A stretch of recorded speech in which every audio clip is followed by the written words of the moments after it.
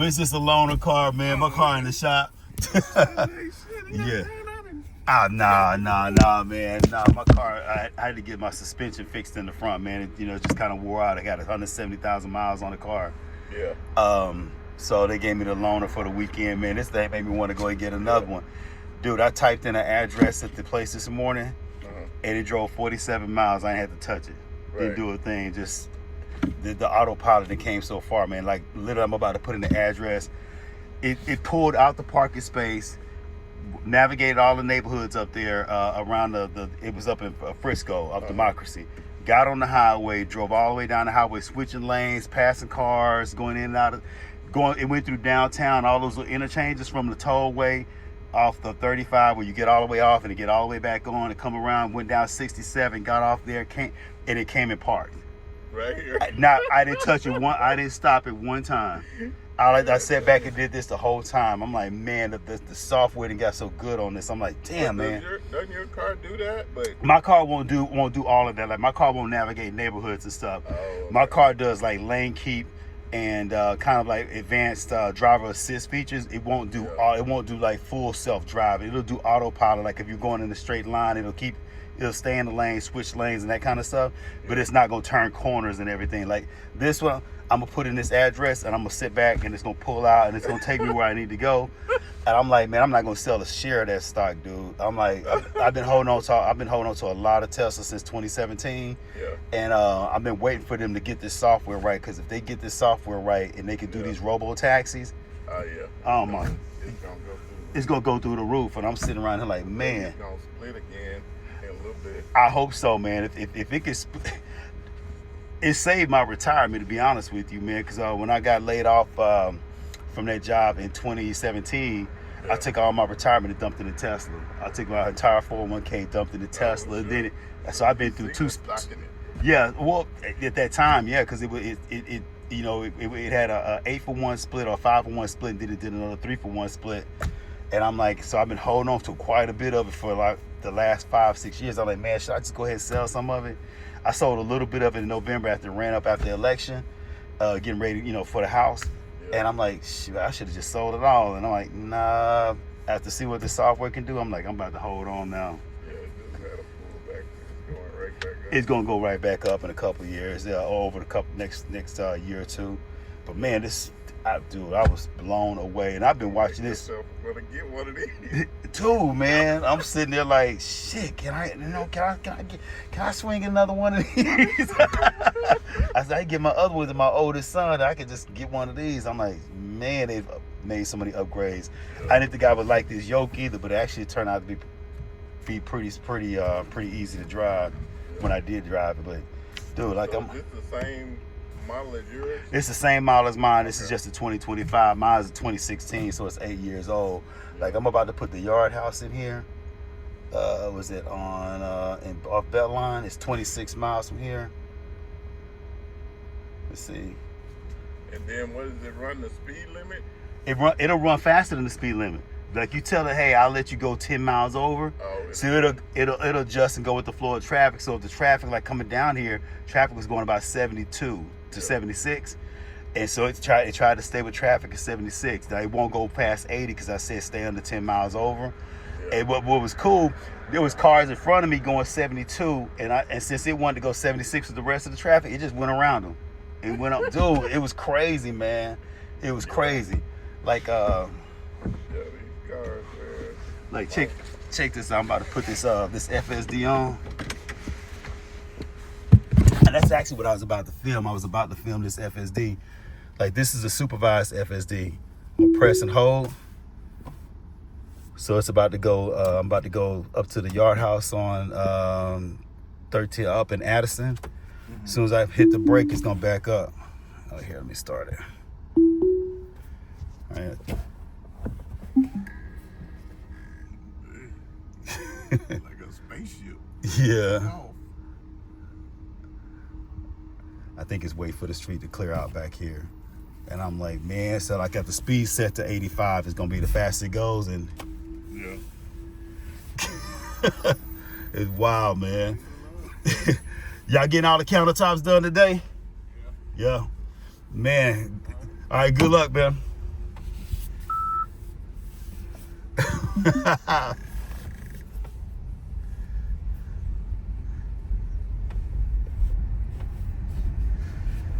All right, this FSD test part 2, where I am going to the yard house to meet a friend of mine from my previous employer. He's in town for the weekend, and we're going to go have lunch at the yard house. And so, in 500 feet, turn right onto Meadowview. FSD is driving confidently out of the neighborhood. We'll see how far we can get. Now turn right onto Meadowview. It drove all the way down here from the Tesla service center and parked in my driveway. It pulled out of the service center. Now turn right onto South Cockrell Hill Road.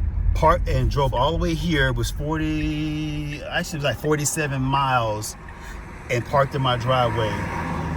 And so now FSD, it creeped out a little bit, just like a normal driver would, so it could see down the street and you can see what cars were coming. And so it's paused here, and it's about to turn confidently onto the road to head toward the highway. Now, what I like about this FSD over what I have autopilot 1 in my car, so it does not do full self-driving. It does like advanced like lane keep and like, what's it called? It's called lane keep and advanced cruise control. Driver assist features is what they're called. So they assist the driver. They don't do any full self-driving. This car is equipped with the full self-driving number 4 computer. So it has all of the cameras and the advanced computer chips, along with the full self-driving software, so that it will drive itself from wherever you are to wherever you want to go. So this is the software that's really going to power the robo-taxi network that Tesla's looking to build. What I think is really super cool about this is that this is full self-driving. This is not autonomous driving. So they have a camera interior to the car. That camera is monitoring my face and monitoring my eyes to ensure I'm looking straight ahead, and I am monitoring what the car is doing. And by monitoring what they say you should be doing and what they require you to do on full self-driving, is that you're not touching the steering wheel. You no longer have to touch the steering wheel to let the car know that you're actively monitoring it, because they have the camera here. The camera is watching your face, so it can tell whether you're monitoring the system or not. So what full self-driving is that the car will drive itself fully. There's nothing you have to do. It'll make turns, it'll signal, it'll slow down, speed up, pass cars, allow cars to pass. It will make all of the driving decisions and do all of the driving, accelerate, brake, all of it. It'll know the stop signs, stop lights, all of that good stuff. It just did that here. What you have to do, you have to monitor it, because it's not an autonomous system. An autonomous system will do all of that stuff if you were even asleep in the car or no one was in the car at all. On the full self-driving, at this point, what the agreement is between Tesla and the regulators is that Tesla will ensure that the driver is monitoring the system and ensure that the system is functioning properly, and that at any moment, if the car makes a decision that's unsafe or I do not agree with it, I am agreeing to stop the car and take control at a moment's notice. That's what the monitoring means. That the human that's in the car behind the driver's wheel will take control of the car if the car is doing something that's unsafe. I'll tell you this, on the way here, I mean, it drove itself for a full hour without me doing one intervention, and it didn't do anything where I felt I was unsafe. Actually, I'm very calm. I feel very safe here in the car. I feel as safe in this car as I do in my car. I do use it just the driver assist, which I'm a little bit surprised about, because I have not experienced autopilot with this latest chipset and with the latest software. So this is my first time doing that. But this system is really confident in how it drives, and there's nothing that the car has done that seemed like it was unsure about what it should be doing. One of the things about the Tesla autopilot system is that you have this cool visual here that shows you what the car sees. And the car has a pretty good field of vision. There's 8 cameras, I believe, that surround the car from, in a 360-degree pattern. So the FSD software is continuously monitoring the activity in kind of a full circle around the vehicle. So it's making driving decisions based on input from all of these different camera angles, which actually is probably better than a human because it has basically eyes in the back of its head at all times, so it knows what's going on behind it as well as to each side. Now, the heads-up display here has a blue line out in front of the kind of graphic for the car. That's to let me know as a human where the car thinks it should be going next. So it helps me determine beforehand whether the car is going to do something that is unsafe, because I can see what the car sees, and if it's heading in a direction along that blue line that I think may not be where where we want to go, then I have a chance to actually stop it prior to that. So the car is making all of the driving decisions, whether it's going to pass, let other cars pass, how fast it wants to go, where it needs to slow down. But it also will announce turn by turn where it's going to go based on the directions that I gave it, or the directions that it mapped out for itself to end up at our end destination. So just like I told my neighbor at the top of the video, I was super impressed with the way it drove itself here, but that was early in the morning, even though there was significant traffic out for a 9:30 a.m. drive. This is going to be a really good test here because we're right at the noonday. It's 12:26 on March 29th of 2025. And so we'll see how well it does in noonday traffic on a Saturday.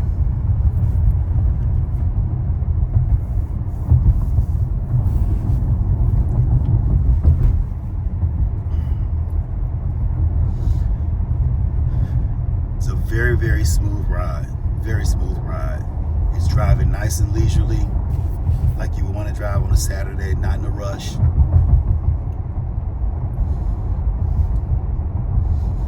No hard accelerations, no hard braking.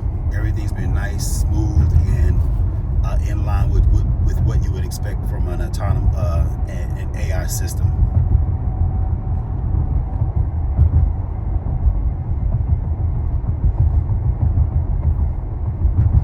One of the things that I'm really excited about being a Tesla shareholder, I have a very significant Tesla position that I've been holding since 2017. And one of the things I think is super cool is that the AI that Tesla is using here it translates to other industries. It translates to other use cases. What the difference between Tesla's autonomous driving system or driver assist system is that Tesla is using an approach where it's just using cameras and software, whereas systems like Waymo are using some very, very high-tech cameras and LiDAR systems. And LiDAR is, in layman's terms, is a form of radar that you can mount some very expensive cameras. I understand it's about $200,000 worth of cameras per car. You can mount those cameras on the car, and they will continuously map the environment around it so that the car does not engage or hit something that is there that shouldn't be there. So effectively what Waymo is doing, they have pre-mapped some areas using whatever mapping technology they have, and then they also have the LiDAR. So the car is using the Waymo cars are using some maps that are been preloaded. In 1,000 feet, go right onto East Highway 67. Then take the US 67 North ramp on the left. So Waymo's cars are using a map that's already been uploaded to the system, and then it's using a LiDAR in case there's something in the road or near the road that is not on the map. That's not a scalable system because you can't, obviously you can't map every inch of the United States, and then you cannot account for construction and all of the different changes that may happen day to day in the roads. Tesla's using a system that's more like how a human drives. Humans use their eyes and interpret what's going on around them to make driving decisions, and that's all the camera system is using the eyes of the Tesla, basically the cameras, and then it's going to interpret what to do next. Now bear right onto East Highway 67. If you saw that, it did exactly what a human would do. This car creeped out in front of it, even though the Tesla vehicle had the right of way. The car that was in front of us, the white Nissan, creeped out in front of us, and the Tesla didn't hesitate, it didn't panic, it just kind of creeped forward and let the other car go in front of it. That's exactly what a human would do, right? We wouldn't necessarily come to a full stop there, but we would not try to beat that car to the point where to beat it, to a point further along in the road. And if you look here, it's about to enter a Now highway. take the US 67 North ramp on the left. It made a right turn on red. It made sure no other cars were coming. It made a right turn on red, and now it's about to enter the highway. And we'll see how it merges into this pretty significant and busy traffic here. So it's going to accelerate up to, I think I have it set to accelerate up to 70 or 75 miles an hour if necessary. It's got the blinkers on, it's engaging the blinkers, and now it's going to successfully merge onto the highway. Now let's see how it navigates. There's 3 highways that it's going to have to navigate to get to where I'm going. In addition to that, it also has to navigate across downtown, which has some pretty complicated interchanges. And I like what it did here. The cars that were to our left, it allowed those cars to speed by so it could merge into the lane it needs to be in to continue forward on this highway.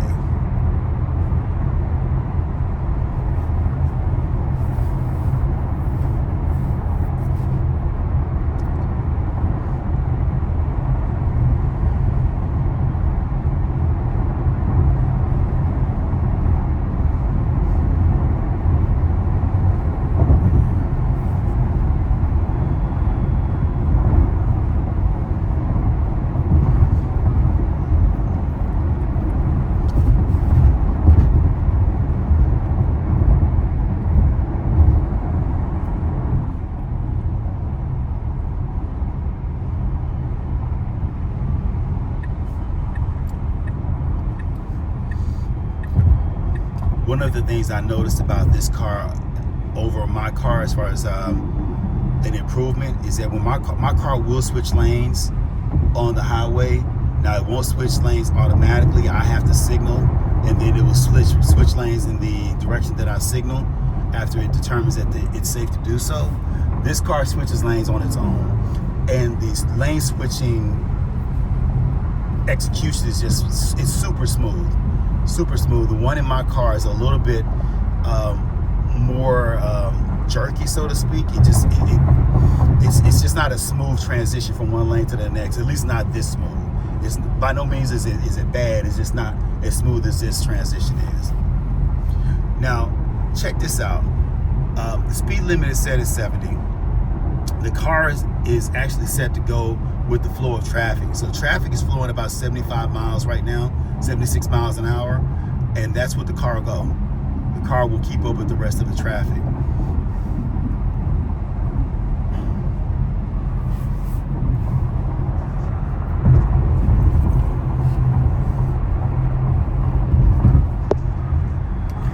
Let me plug my phone in this time so my phone doesn't die on the way out to the yard house. So downtown Dallas is 7 miles from here. So we're on Highway 67 now, heading north, and you see it's switching lanes confidently. It's going to switch lanes again here once because it didn't want to be behind that blue Maxima. Now, when we get into downtown, if you look at the map here, there's quite a bit of red downtown.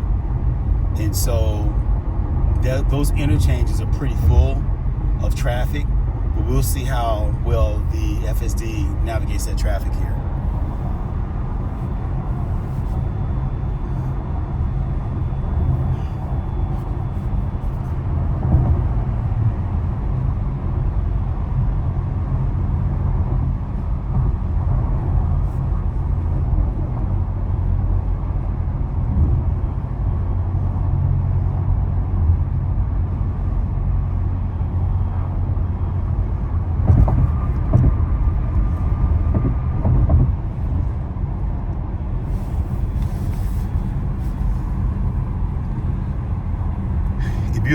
if you would have told us 20 years ago that cars would have this technology and be able to do this, no one would have believed you.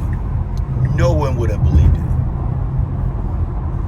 Heck, 20 years ago, no one would have believed that an electric car would be a viable alternative to a gas-powered vehicle.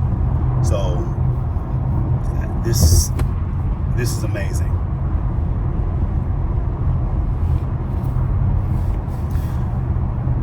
One of the use cases I spoke of earlier when it comes to this this AI, what Tesla's doing here, and I'm going to wipe my camera lenses off here because they seem to be a little bit dirty. Now I looked away to grab my cloth to wipe my lenses, and the car recognized that I wasn't looking at the road, and it gave me a warning. So I'm going to wipe this lens off here real quick to make sure it's clear. All right, that's better. So now, what I was saying before about the use cases for AI, the use cases are pretty cool. Being that this is not used the LiDAR, there's no radars involved here. It's usually just vision technology and software. It's super cool because this has applications beyond just driving. Because at this point, this Tesla car is simply a robot on wheels. It's using these cameras and it's making decisions based on what it sees.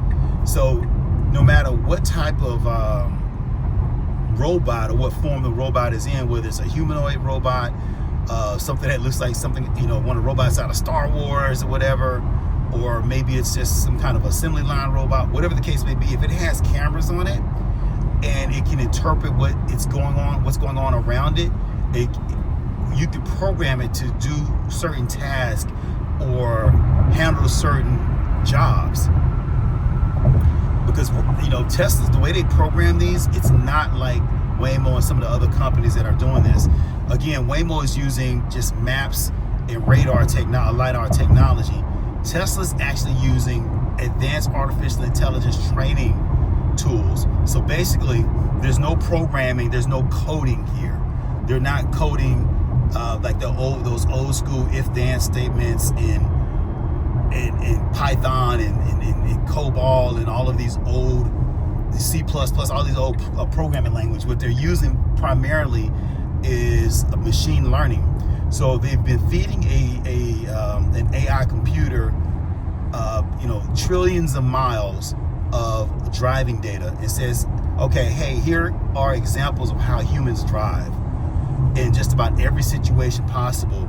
And the computer learns how to drive by watching humans drive successfully. And the more in 1 mile, successful, keep left to take Interstate 35E North, US 77 North toward Denton, McKinney. And so the more successful drives you feed it, the more successful the more successful you are at training the software to drive like a human, or even better, because it has 8 cameras that it's seeing from simultaneously. So what that does, when you feed it trillions and trillions of miles of data, showing it good driving habits, it mimics those good driving habits. So you don't have to program it with, in a sense of how programming was done in the past. So I hope I'm not really explaining that as clearly as I'd like, but basically they're using a neural network and cameras to mimic your eyes in the human brain, because that's all you use to drive. You use 2 cameras, your eyes, and you use your brain, which has programmed itself by watching other people drive. And so now the car is programming itself by watching other people drive, and then it uses its eyes, which is super cool. Now we're coming into all of the kind of the heavier traffic in downtown. The car is navigating it beautifully. There's going to be a pretty significant interchange come up here where we're going to transition. We've already transitioned from Highway 67 to Highway I-35, which is one of the main highways going through Dallas. But then we're going to transition across downtown and get on the North Dallas Tollway. These transitions here through downtown are a little bit complicated. You see people fail on these all the time and miss their exit, miss the transition from one highway to the next. And I don't know if you heard that, but that's people honking at each other because they're trying to navigate all of this heavy traffic. So it can be stressful if you're not familiar with this area. What's going to be game changing about this, if Tesla can get this to the point where it is, 5 or 6 nines worth of reliability, and they have the data to prove that, this software can drive, 5 times safer than a human, they are going to allow Tesla to deploy these in a robo-taxi network where if you need to get a ride from one part of town to the other, instead of calling Uber or calling a cab, I think Ubers are, $1.25 a mile or something like that. They can deploy one of these to you for maybe 30 cents a mile, 35 cents a mile. And if you factor in that most people drive less than 50 miles a day, that would equate to what, a few bucks a day, which over the long term may be much cheaper. Now keep left to take Interstate 35E North. Which in the long term may be much, much cheaper than owning a vehicle. If they can get this to work the way they anticipate and get the cost in line with that, or even cheaper, I've heard some quote it could be as low as 15 or 20 cents a mile, it won't make sense to own a car. A lot of millennials and younger people now don't want to bother with cars. They want to live in more urban areas. They want to just Uber around. They don't want the expense of having to pay for a car, insure a car, maintenance a car, fuel a car for a vehicle that sits idle 90% of the day. Most people drive less than 50 miles a day. So if you think about it, if if you have a nice vehicle and you're paying $750 a month for your car note, you're paying another $200 a month for insurance, you're spending another $350-400 a month in fuel costs, then you're spending $1,100 a month to use a car, for 25, 30, 40 miles a day. That's ridiculous.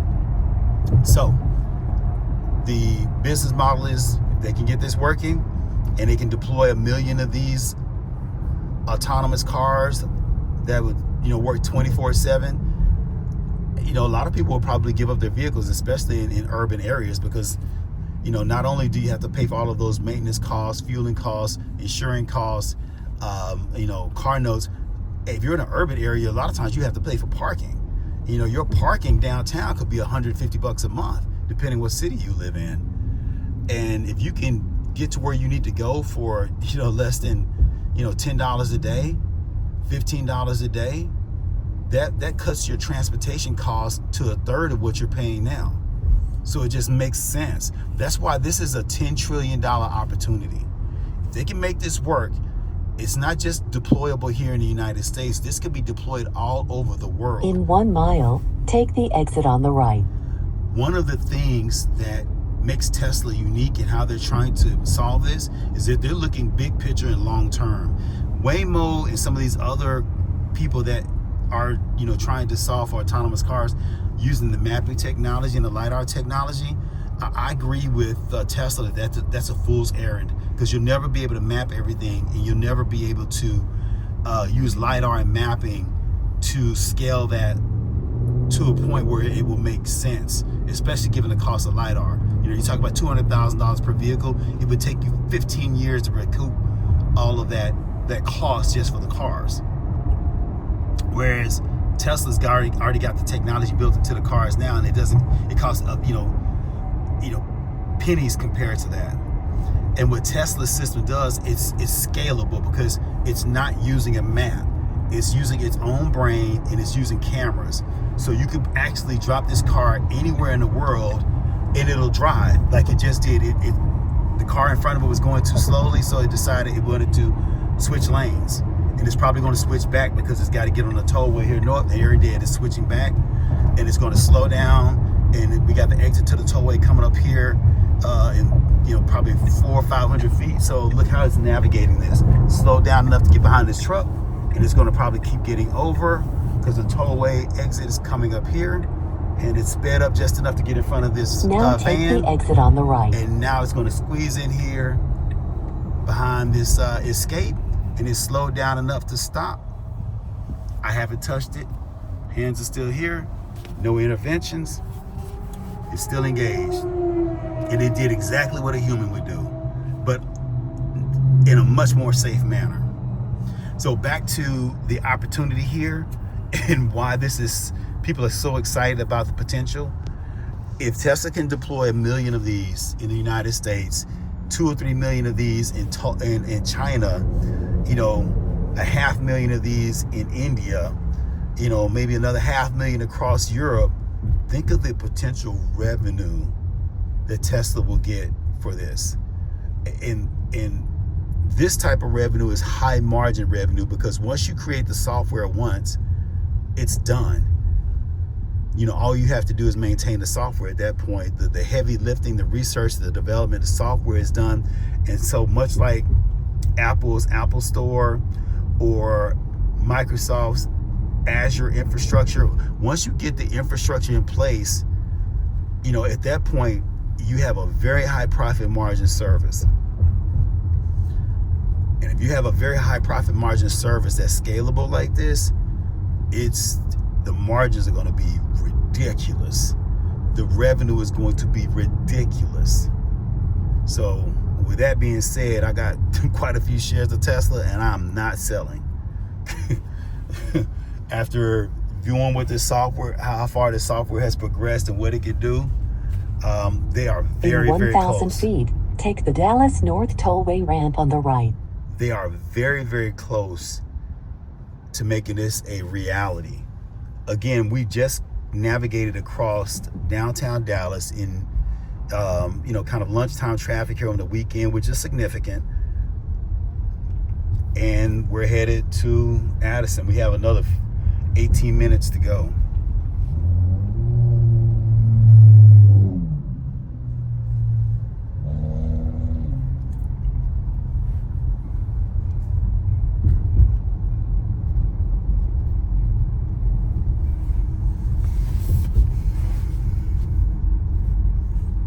Now take the Dallas North Tollway ramp on the right.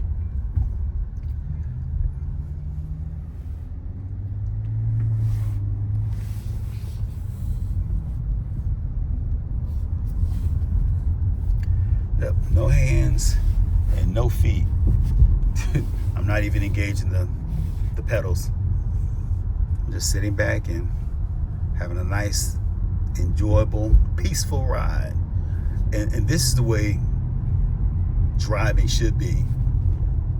But all the technology that's out there now, if you have a long commute somewhere, how much better would your commute be if you could sit back, engage full self-driving, and just let the car handle it? All the stop and go, all the negotiation with the pedals and blinkers and trying to see what's going on around you. All you have to do is pay attention to where the car is going, ensure the car doesn't do anything that you wouldn't do, and sit back and enjoy the ride. This has been really peaceful. It's like being on a bus, right? Taking a long bus ride somewhere, and you don't have to stress about traffic. Now we're in an overpass, heading and transitioning over to another highway.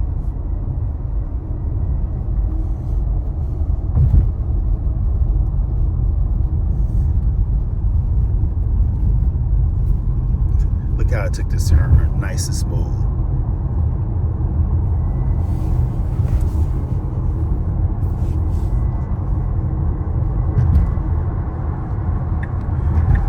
Alrighty, now we're probably gonna pick up speed here. I think the tollway is not as busy as the highway going into downtown or downtown itself, so it's gonna pick up speed here. It's at 66. It'll probably get up to 75 miles per hour. Well, actually the speed limit right now, it thinks it's 65, so it's only going about 65, 66. But as when it sees the next speed limit sign, it'll probably jump up to 70, 75. and we're, just about 15 minutes away from where we're going.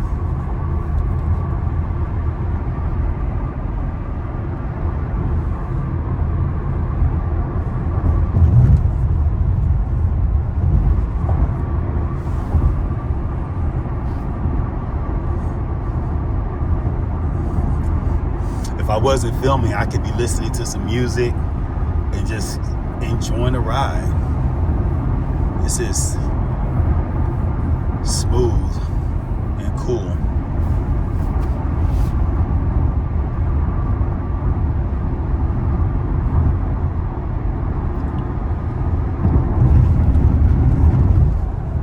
Since there are less people around on this highway heading north, most people are heading into downtown. We're heading away from downtown.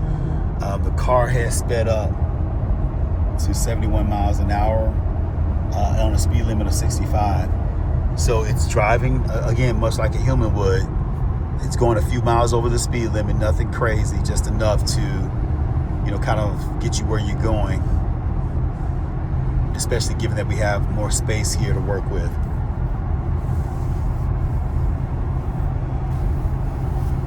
If you've never experienced this full self-driving and you're not familiar with what Teslas can do, I highly recommend going to get a test drive.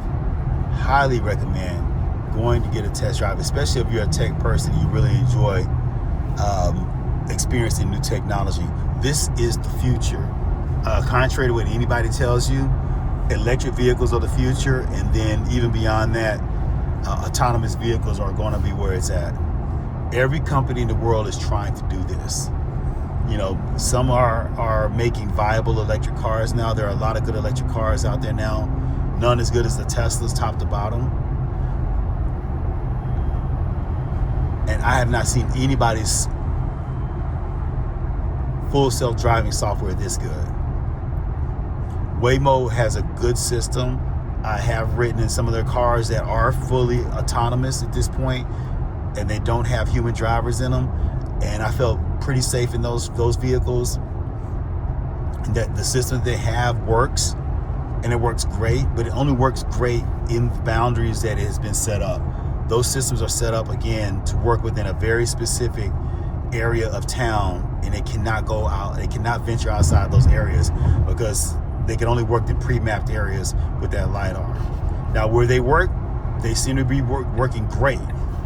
But this, if you're an investor, this is what you want. This is a system that you want. You want a system that can work anywhere. You take the car, drop it off somewhere, and tell it where it needs to go, and it will get there. And then it has the intelligence and the smarts to navigate situations it was not previously programmed for.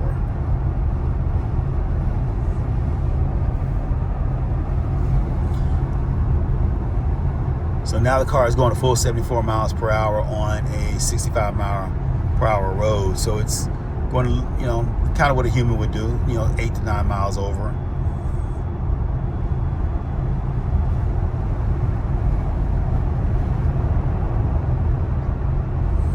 We're 8 minutes away from our destination. And switching lanes again.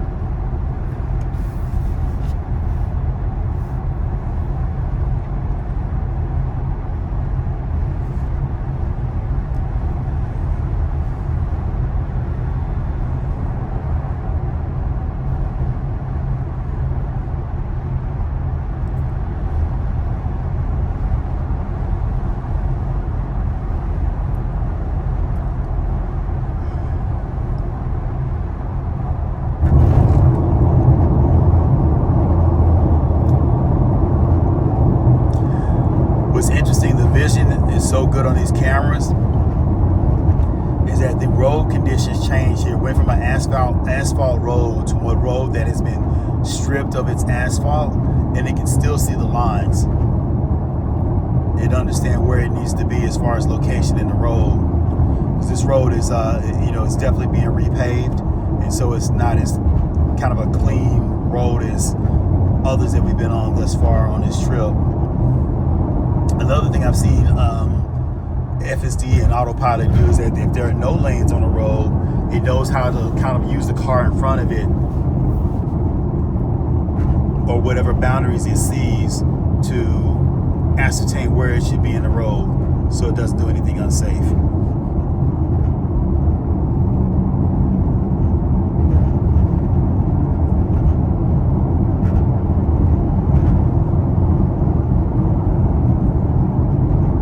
Minutes till we get to the yard house.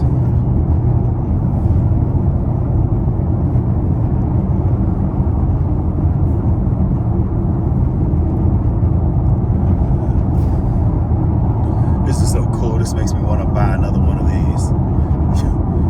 Just trade in my 2016 and get the 2025. This is nice.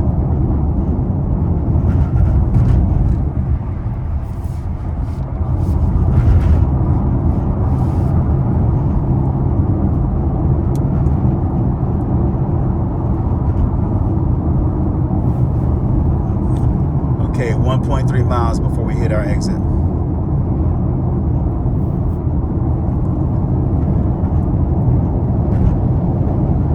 Now this Galleria exit that we're... Take the exit on the right towards Spring Valley Road, Coram Drive. Now this exit that we're about to pass, Galleria exit, that would have been my exit at my old job. So basically this car just drove me from my house all the way to a job I worked at for 14 years, and I had to navigate that traffic, the horrible traffic day, in the mornings and in the afternoons every day for 14 years. And it just drove me here without an issue, without any interventions, and no problems whatsoever. That's amazing. I would have gladly paid a premium to have a vehicle at that point navigate that traffic and drive me where I needed to go. So now it's going to negotiate this exit. We're near the Galleria Mall. Now take the exit on the right towards Spring Valley Road. And it's going to exit.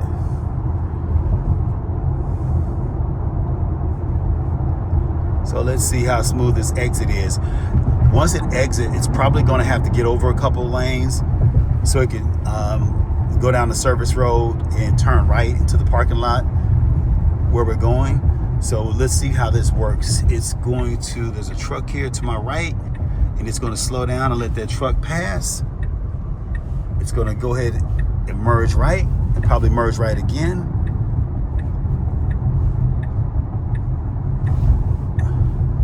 We'll see. Yep. And here it is, nice and smooth. It's going to go right again. It's going to kind of settle in this lane, and we have about a mile down the service road before we get to our destination. How smooth was that? As I was saying before, I would have gladly paid a premium for a vehicle that would have relieved the stress of driving to and from work every day for 14 years.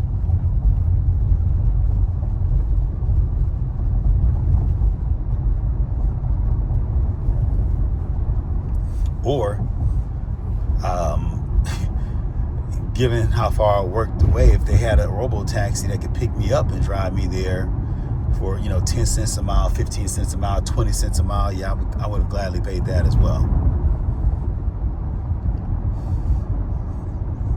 Because just think, if you can get rid of your car note, your car maintenance, your fuel costs, your car insurance, your car parking, if you can get rid of all of that stuff, how much more money would you be able to invest and actually get a return on your investment instead of sinking your money into a depreciating asset like a car? That's the power of this. It would free up so much income for the average person to use in other ways.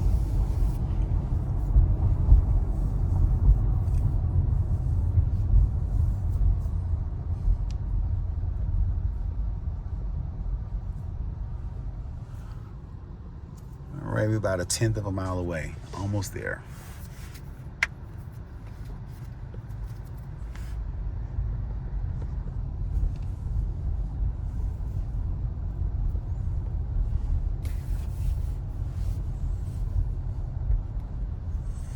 What I'm curious to see is that the area where we're going to eat, there's a movie theater there and probably 30 restaurants all in the same parking lot, right? There's a Yard House, there's a Lazy Dog, the Putt Shack, Sidecar Social. I mean, there's tons of restaurants here, so the parking lot is absolutely massive. It's complex. There's a lot of turns and potential turns there, and I'm curious to see how it's going to navigate the parking lot and where it's actually going to settle in and park, because there's going to be multiple options and places it can park that would probably be suitable. So we'll see how it navigates the parking lot. So we're 1/10 of a way. I'm wondering if it's going to speed up. Yes, it is. It's going to speed up and get in front of this truck. In 500 feet, turn right. Okay, so now we're about to turn into the parking lot. Now turn right. All right. Okay, if you look in front of us, the Yard House is probably 200 yards ahead, and there's people walking across the parking lot, cars coming in and out here and there, and we'll see where this thing parks. In 500 feet, your destination will be on the right. This is cool. It's just kind of creeping through the parking lot, not going too fast in case somebody darts out. They can stop on a dime. It's driving cautiously through a parking lot like a human would, just to ensure that, you know, there's not going to be any need to suddenly stop. Now your destination is on the right. Okay, the destination is on the right. Now let's see where it decides to park. It has vision, and it can see here. If you see, it can see the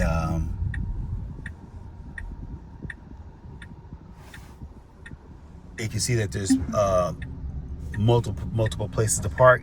I guess the parking lot may be a little bit too complicated for it, or it's at its destination now, so it's not going to the parking lot. So I am actually going to park the car myself.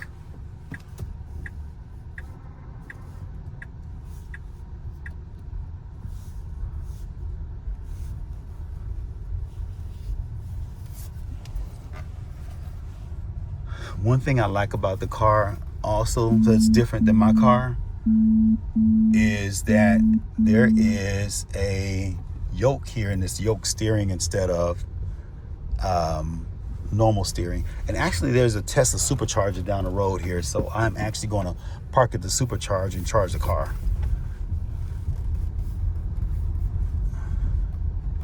Actually, you know what? I'm not going to charge the car because it's halfway full anyway. And I may be in here a couple of hours, and I don't want to have to come out here and move the car off the supercharger. So I am just going to park the car closer to the restaurant. There's other reasons I probably need to park closer to the restaurant. I'm not going to say it here on camera, but if you are watching this anytime in 2025, you probably already know why. So I'm going to park this car closer to the building and to the entrance, so it can be monitored closer. Even though there's tons of Teslas in this parking lot, so I guess it's probably okay to park near the superchargers. So let me go ahead and retract that and just use the supercharger area.